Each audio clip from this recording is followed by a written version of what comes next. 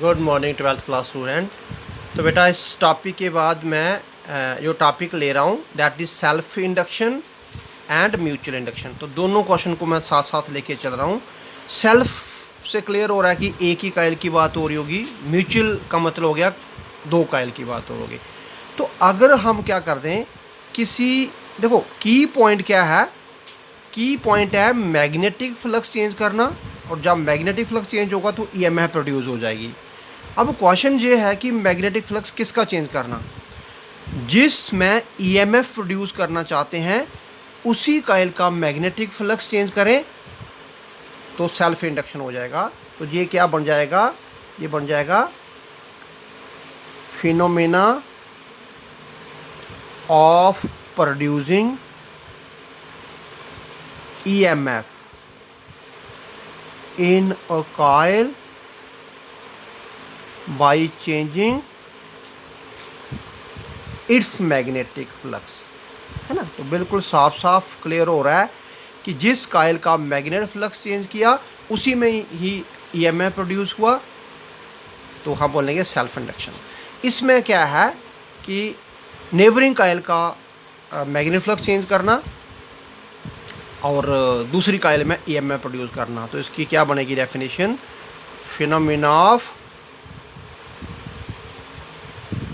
Producing EMF in a coil by changing magnetic flux of the neighboring coil, है ना। जब second कायल, neighbouring कायल का मतलब हो गया कि कायल जो है उसके बिल्कुल पास ही रखी हुई है। सेकंड कायल लिखने का मतलब हो गया कि कायल बहुत दूर है, दूर भी हो सकती है। तो ये नहीं कि कायल बहुत दूर हो तो आप उस समय उसमें ईएमएफ आ सकता है। अगर दोनों कायल, जैसे फॉर एग्जांपल मैं ये लेके चलता हूँ कि ये हमारे पास एक कायल है और आपने इसमें अल्टरनेटिंग सोर्स या करंट का सोर्स लगा दिया और उसके पास आपने दूसरी कायल रखी हुई है और उसमें गैल्वेनोमीटर लगाया हुआ है ना। तो मैंने जैसे ही इसकी बैटरी ऑन की तो इसमें अल्टरनेटिंग करंट चलेगा, और जैसे ही अल्टरनेटिंग करंट चलेगा आप देखेंगे करंट की वैल्यू हर एक टाइम पे चेंज हो रही है। कभी वैल्यू बढ़ रही है पीक, फिर मैक्सिमम, फिर दूसरे साइड पोलैरिटी चेंज हो। तो हर एक टाइम पे इस कॉइल का मैग्नेटिक फ्लक्स चेंज होगा। मैग्नेटिक फ्लक्स चेंज होने से क्या होगा कि बेरिंग मैग्नेटिक फील्ड बनेगी, मैग्नेटिक फील्ड बनेगी और हर एक टाइम पे उसकी वैल्यू चेंज होगी। ये कायल भी, अगर मैं इस बात कर लेता हूँ इस कायल के हर टर्न के अंदर, तो हर टर्न के अंदर मैग्नेटिक फील्ड की वैल्यू चेंज हो रही है ना। क्यों? क्योंकि करंट की स्ट्रेंथ चेंज हो रही है, हर एक टाइम पे करंट का मैग्नीट्यूड चेंज हो रहा है। तो जब इसमें भी मैग्नेटिक फील्ड चेंज हो रही है तो you know phi equal to B A, जब बी की वैल्यू चेंज हो रही है इट मीन इसका फ्लक्स चेंज हो रहा है। तो इसमें भी ईएमएफ बन जाएगी, जो कि गैल्वेनोमीटर जो है जब डिफ्लेक्ट कर रहा है इट मीन इसमें भी ईएमएफ बन गई। और इस केस में आपने क्या करना, एक ही कायल जो है आपने लगाई हुई है इस केस में, और उसी में ही आपने कोई अल्टरनेटिंग सोर्स लगाया हुआ है। तो जैसे इसे आप ऑन करेंगे तो एक वैरिंग करंट इसमें चलना शुरू हो जाएगा, है ना। तो वैरिंग करंट जब चलेगा इसमें तो टर्न के अंदर मैग्नेटिक फील्ड हर एक टाइम पे चेंज हो जाएगी, जिसके कारण क्या होगा इसमें इसका मैग्नेटिक फ्लक्स चेंज होता रहेगा कंटिन्यूसली और इसमें ईएमएफ प्रोड्यूस होता रहेगा, है ना। तो कभी कभी बुक पे आपने अल्टरनेटिंग करंट के बजाय आप ये एक बैटरी भी ली होती है, पॉजिटिव नेगेटिव, ये आगे और ये हमारे पास की आ गई, है ना, ऐसे। तो जैसे मैंने की को ऑन किया तो करंट की वैल्यू जो है जीरो से मैक्सिमम पहुंची। जीरो से मैक्सिमम पहुंचने में जो भी टाइम लिया उतने टाइम तक इसमें ईएमएफ प्रोड्यूस हो गया, है ना। तो उसका मैं अगर ग्राफ बता के बताऊं तो ये आ गया, ये आ गया टी, ये आ गया करंट। तो मान के चलो कि जब इसमें करंट चलेगा और उस करंट की मैक्सिमम वैल्यू 2 मिली एम्पेयर है, तो जीरो से 2 मिली एम्पेयर पहुँचने में कोई तो टाइम लेगा। तो करंट पहले इंक्रीज़ हुआ, मान के चलिए इतना टाइम, ओ ए टाइम जो है करंट ने लिया अपनी पीक वैल्यू पहुंचने में, है ना। और उसके बाद टाइम चलता गया, करंट की वैल्यू पीक ही रही, है ना, क्योंकि स्टैटिक करंट इसी करंट। ठीक इतने टाइम तक, है ना, ए से बी टाइम तक करंट इसमें चलता रहा और मैग्नेटिक फ्लक्स चेंज नहीं हुआ और ईएमएफ प्रोड्यूस नहीं हो रही है। और फिर हम इसे ऑफ करते हैं की को। जैसे की को ऑफ करेंगे, करंट की वैल्यू वापस क्या करेगी, मैक्सिमम से 2 मिली एम्पियर से वापस 0 पे आएगी, है ना। तो इसका मतलब हो गया बी पॉइंट पे आपने प्लग को ऑफ कर दिया, तो बी टू सी इतने टाइम तक करंट क्या हो गया, करंट की वैल्यू चेंज होती रही, में वैल्यू डिक्रीज होती रही, है ना। उस समय भी ईएमएफ प्रोड्यूस हो जाएगा। तो ये है। लेकिन अल्टरनेट करंट लगाने से क्या होगा, हर एक टाइम पे करंट की वैल्यू चेंज हो रही है, हर एक टाइम पे ईएमएफ प्रोड्यूस हो रहा है, क्योंकि हर एक टाइम पे मैग्नेटिक फ्लक्स चेंज हो रहा है। लेकिन डीसी करंट से क्या होगा, है ना, एक इनिशियल स्टेज पे और एक लास्ट स्टेज, मतलब प्लग को लगाने पे, की ऑन करने पे या की ऑफ करने पे ही ईएमएफ प्रोड्यूस होगा। तो अगर एक ही काइल की बात हो रही है तो हम उसे सेल्फ इंडक्शन बोलते हैं, अगर दो काइल की बात हो रही है तो हम उसे म्यूचुअल इंडक्शन बोलेंगे। अब आप इसी को आगे कंटिन्यू कर रहे हैं, कोफिशिएंट ऑफ सेल्फ इंडक्शन, तो जिसी को ही सेल्फ इंडक्टेंस भी बोलते हैं, है ना। अगर कोफिशिएंट वर्ड लगाया आपने तो फिर सेल्फ इंडक्शन, अगर कोफिशिएंट वर्ड को स्किप किया आपने, कोफिशिएंट नहीं लिखा, सीधा सेल्फ लिखा, तो फिर इंडक्टेंस, जिसे आप एल से नोट करेंगे, ठीक है। तो क्या देखा आपने, आपने मैग्नेटिक फील्ड जो है वो डिपेंड करती है आई पर, और फ्लक्स डिपेंड करता है मैग्नेटिक फील्ड पर। और इसी तरीके से जब किसी काइल का करंट चेंज हो रहा है ना, क्योंकि अगर बी पे बी कर रहे आई, इट मीन्स फ्लक्स जो है वो आई पर डिपेंड भी कर रहा है ना। तो मैं जहाँ पे लिखता हूँ, since flux is directly proportional to I, जितना इसमें करंट जाएगा उतनी ही मैग्नेट फ्लक्स चेंज होगा उसका, ये आ गया। तो अगर मैं जहाँ पे प्रोपोर्शनल को रिमूव करता हूँ, एक कांस्टेंट लगाता हूँ एल, इस एल को बोलेंगे सेल्फ इंडक्टेंस, है। और ऐसे ही म्यूचुअल इंडक्टेंस की बात करूं तो आप बिल्कुल ये स्टेप यही रहेगा, सिर्फ यहाँ कांस्टेंट एम लगा देना और उसे बोलेंगे म्यूचुअल इंडक्टेंस, ठीक है। तो यहाँ पे ये आ गया। अगर मैं आपको ये बोलूँ कि हमारे पास उस काइल में कितना करंट है, मान के चलो कि 1 एम्पियर करंट ले लिया मैंने, जब काइल का करंट 1 एम्पियर लिया तो आप देखेंगे फाई किसके बराबर आ गया, एल। तो जहाँ से डेफिनेशन बन जाती है कि flux associated with the Kyle को ही हम क्या बोलेंगे, सेल्फ इंडक्टेंस बोलेंगे। लेकिन अगर उसमें करंट जो है, कितना करंट, यूनिट रेट से करंट उसमें चेंज हो रहा हो, जहाँ हम बोलेंगे जब किसी भी काइल में 1 एम्पियर करंट चल रहा हो, उस समय 1 एम्पियर करंट के साथ जो भी फ्लक्स एसोसिएट करेगा वही उसका सेल्फ इंडक्टेंस माना जाएगा। यहाँ पर भी यही, अगर मैं आई की वैल्यू को 1 एम्पियर ले लेता हूँ तो फाई जो है वो एम के बराबर हो जाएगा, है ना।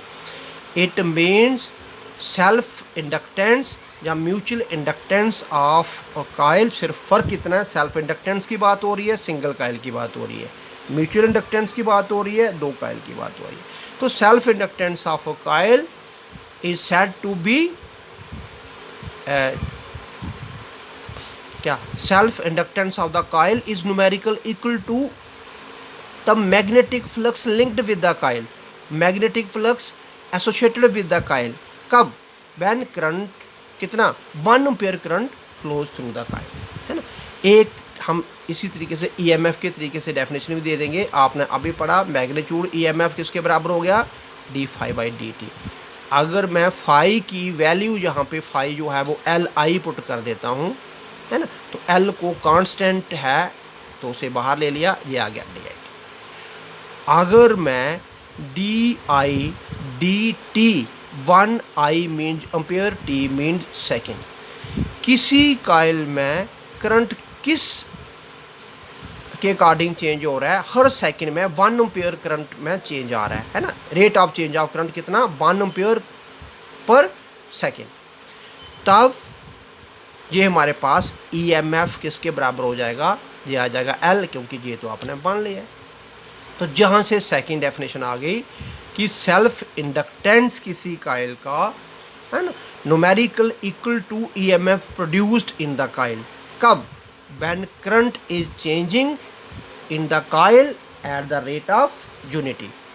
जिसका मतलब हो गया कि मान के चलिए 10 एम्पियर करंट फ्लो कर रहा है, ठीक 1 सेकंड के बाद 9 एम्पियर रह जाएगा, ठीक 1 सेकंड के बाद 8 एम्पियर रह जाएगा, फिर 1 सेकंड के बाद 7 एम्पियर रह जाएगा, है ना। तो मान के ऐसा ऐसे करते 0 हो गया, फिर हमारे पास पोलैरिटी चेंज करके फिर 1 एम्पियर हो गया, फिर 2 एम्पियर हो गया, है ना, जैसे इस तरीके से। तो मान के चलिए कि ये हमारे पास 0 है, इंक्रीज़ हो रहा है 10 तक पहुंच गया, फिर डिक्रीज़ हो रहा है 0 पहुंच गया, फिर पोलैरिटी चेंज कर। तो हर एक टाइम पे करंट चेंज हो रहा है, इट मीन्स उसका मैग्नेटिक फ्लक्स चेंज हो रहा है हर एक टाइम पे। उस समय जो भी उसमें EMF प्रोड्यूस होगी वही उसका सेल्फ इंडक्टेंस होगा, है ना। तो self inductance of a coil is numerical equal to EMF produced in the coil. कब? When current is changing in the coil is at the rate of unity. तो जहाँ पर भी म्यूचुअल इंडक्शन में भी अगर हम क्या कर देते हैं, L की बजाय वो चीज़ M, बाकी डेफिनेशन सेम रहेंगी, सिर्फ बाकी SI यूनिट जो है, चाहे वो सेल्फ इंडक्शन है या म्यूचुअल इंडक्शन है, उसका SI यूनिट जो है हेनरी रहेगा, और छोटे यूनिट जो इसमें है मिली हेनरी भी हो सकते हैं, माइक्रो हेनरी भी हो सकते हैं, लेकिन इसका यूनिट जो है वो हेनरी होगा। अब इसी के ऊपर मैं कुछ न्यूमेरिकल प्रॉब्लम ले लेता हूँ। मान के चलिए कि आपका इस तरीके से न्यूमेरिकल आ रहा है, but will be the induced EMF in 10 Henry coil when current changes in it from 10 ampere to 7 ampere in, तो जहाँ पे मैं ले लेता हूँ इन 1 मिली सेकेंड। ठीक है, ये आ गया हमारे पास। अब देखिए, जब तक हमारे पास करंट की वैल्यू चेंज नहीं होगी तो मैग्नेटिक फ्लक्स ही चेंज नहीं होगा, मैग्नेटिक फ्लक्स चेंज नहीं होगा तो इंड्यूस EMF नहीं आएगा, है ना। तो इसे बड़े सिंपल तरीके से आप निकालेंगे कि EMF कितना प्रोड्यूस होगा। हम सिर्फ मैग्नीट्यूड की बात कर रहे हैं, तो वो आता है DI/dt, है ना। अगर L की वैल्यू में L रखूँ DI, it means final current minus initial current, और सीधा टाइम की बात है। अब L की वैल्यू आपको दी गई है 10 हेनरी, I2 आपको दिया गया है 7 एम्पियर, है ना, I1 आपको दिया गया है 10 एम्पियर, और जहाँ पे मिली सेकेंड, ठीक है, तो मिली सेकेंड मीन्स 10 की रेज़ पावर -3 सेकेंड, ये आ गया, है ना। तो आप इसे सॉल्व कर सकते हैं। ये जब 7, तो ये हमारे पास माइनस में आएगा 10, 7 - 3, ये 3 आ गया, और 10 की रेज़ पावर -3, है ना।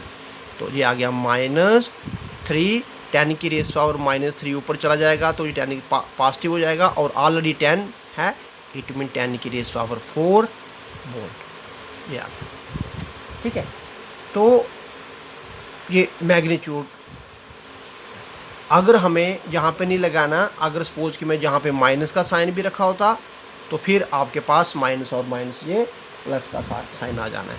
इस चीज़ को दिमाग में रखें, है ना। तो अगर बेसिकली अगर ये है बेसिकली तो ये होती है डेफिनेशन उसकी, है ना? क्योंकि माइनस साइन का मतलब हो गया अपोज कर रहा है। तो इस केस में अगर यही आंसर जो है तो आप वही, इस केस में आंसर क्या आता 3 × 10 की पावर 4 वोल्ट। अब देखिए माइनस और प्लस में फ़र्क क्या आ गया। अगर हमारे पास आंसर जो है आपका, अगर आप माइनस साइन पहले लगा रहे हैं और आंसर आपका उस समय अगर पॉजिटिव आ रहा है, इट मीन्स EMF की वैल्यू जो है, इट मीन्स EMF फ्लक्स इस समय क्या हो रहा है, फ्लक्स इस समय डिक्रीज हो रहा है, क्योंकि करंट जो है देखो डिक्रीज हो रहा था, है ना।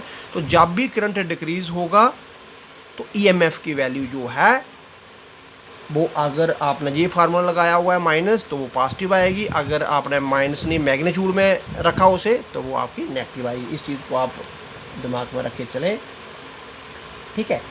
उसी तरीके से मैं एक क्वेश्चन और ले लेता हूँ, मान के चलिए ये ले लेता हूँ, the flux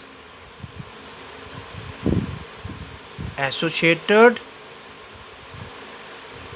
with the coil is given by.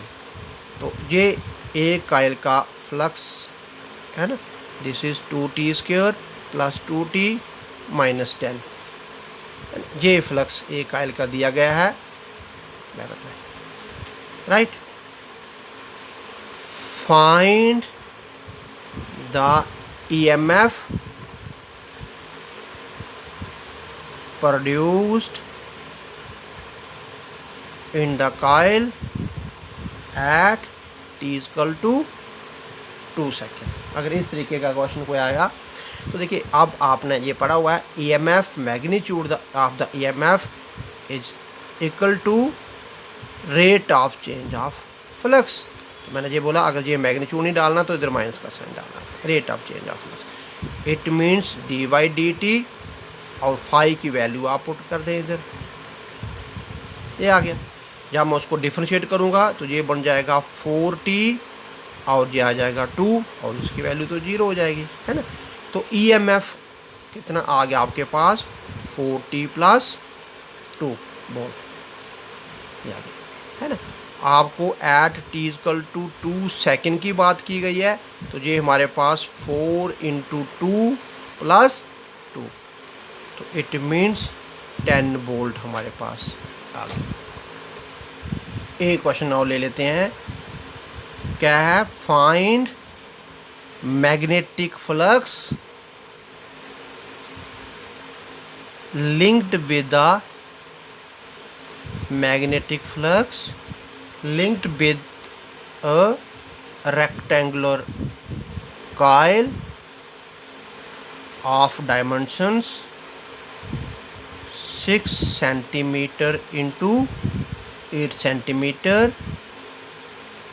when placed at right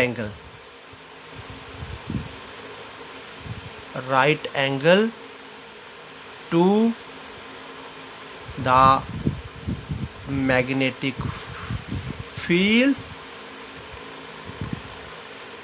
of amplitude मान के चलिए 0.5 टेस्ला। तो देखिए इस केस में क्या किया गया है कि रेक्टेंगुलर कॉइल, मैग्नेटिक फील्ड अगर ये है ना, मैग्नेट फील्ड की डायरेक्शन ये है, और ये है रेक्टेंगुलर कॉइल बिल्कुल उसके परपेंडिकुलर, तो जो इस पे हमारे पास बनेगा परपेंडिकुलर, उसकी डायरेक्शन भी ये रहेगी। इट मीन्स इस केस में थीटा 0 डिग्री आ रहा है। ये चीज़ फ्लक्स के टाइम पे मैंने आपको बताई थी, जब हमारे पास कॉइल जो है वो परपेंडिकुलर टू द फील्ड होगी, तो आप परपेंडिकुलर देके थीटा 90 डिग्री नहीं लिखें, क्योंकि थीटा आपको उस कॉइल के परपेंडिकुलर और मैग्नेट फील्ड में लेना है, तो थीटा। तो जहाँ पे फ्लक्स की डेफिनेशन तो आपको पता है या क्या होती है, BA cos ऑफ थीटा, तो थीटा जहाँ पे 0 हो जाएगा। मैग्नेटिक फील्ड कितनी है जहाँ पे, 0.5 टेस्ला। एरिया, तो एरिया हमारे पास कितना है, 1/6 इतने मीटर, और दूसरी कितनी है, इतने मीटर, है ना, ये एरिया आ गया। और cos ऑफ यहाँ तो 0 डिग्री आएगा। तो इस चीज़ को अगर मैं ये लेके चलूँ तो ये हमारे पास 5/10, इसी को मैं 10⁻⁻1 करता हूँ, बताया मैंने कैसे निकालना। ये बन जाएगा 36 10⁻⁻, ये 36 नहीं 48, 6 × 8 48, 10⁻⁻2 10⁻⁻2 10⁻⁻4 और इंटू 1 ये आ जाएगा। आप सिंपली 5 को इसके साथ मल्टीप्लाई करके देख लें, है ना। 8 5 का 0, और 4 5 20 और 4 24 इंटू 10 की पावर -4, 10 की पावर -1, 10 की पावर -5 क्या जाएगा। और जहाँ से मैं जीरो निकाल के इधर कर देता हूँ, ये 24 हो गया, 10 की पावर -4 हो गया। ठीक है, तो फ्लक्स का यूनिट आपको पता ही है, फ्लक्स का यूनिट आप बैकग्राउंड है ना। तो ये हमारे पास आंसर आ जाना चाहिए। तो इसी तरीके से अगर ये कायल क्या आएगी, when this coil is parallel to the magnetic field, है ना, तो उस समय क्या होगा, कास 0 की जगह पे कास 90 और फ्लक्स जो है ये हमारे, क्योंकि जब ये मेरा हाथ जो है ना, this is parallel to the field, तो उस पर परपेंडिकुलर ये आएगा, है ना। अगर ऐसे आएगा this is perpendicular to the field, तो उस पर परपेंडिकुलर इस तरीके से आएगा। तो आप इस तरीके के कोई भी क्वेश्चन निकाल सकते हैं। Thank you very much.